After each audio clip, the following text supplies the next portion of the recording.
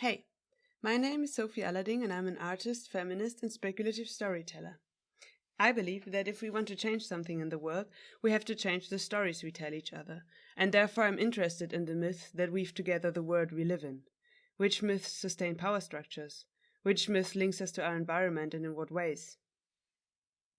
I grew up in Germany, where my parents immigrated to from Bolivia and Brazil. My childhood was influenced by Latin American folklore and magical realism. As a child, I was particularly impressed by the stories from the Amazon. I liked how nature was pictured as a strong entity and humans as part of it. There is, for example, the myth about the big snake that lives at the bottom of the river.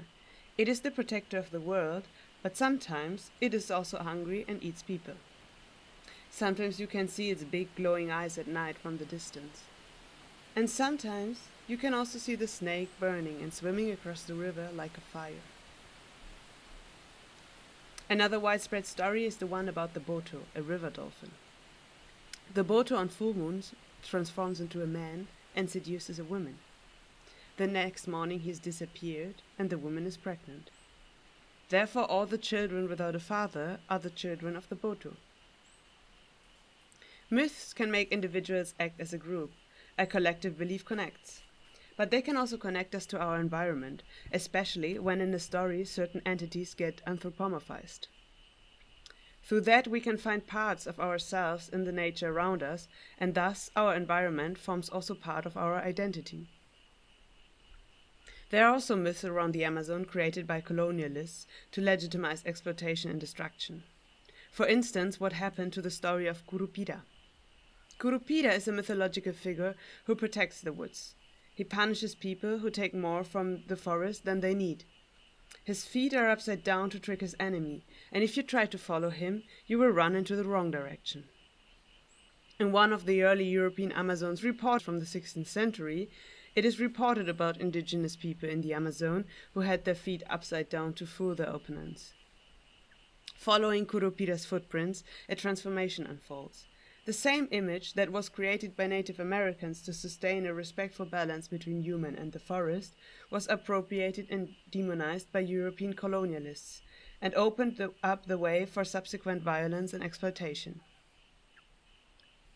But just as some have appropriated images and stories to use it in their own favor, it is possible to conjure them up again with their original purpose and charge them with new magic.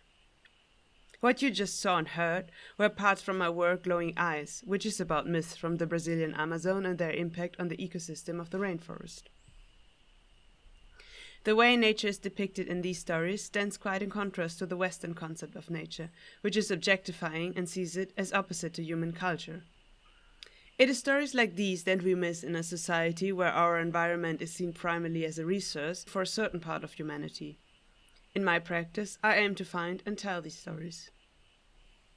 For this work, I research in communities in and around the rainforest to find out more about the myth, their role in the everyday life, and the preservation and cultivation of it. The work consists of personal stories of the forest dwellers, as well as some of the myths that are still around, images of the landscape in which these stories take place, and images in which connections between human bodies and non-human entities are explored. In a world so dominated by the visual sense and images, I find it important to think about how to tell stories visually and how to read images. I'm interested in creating images that not only show what is, but also what could be.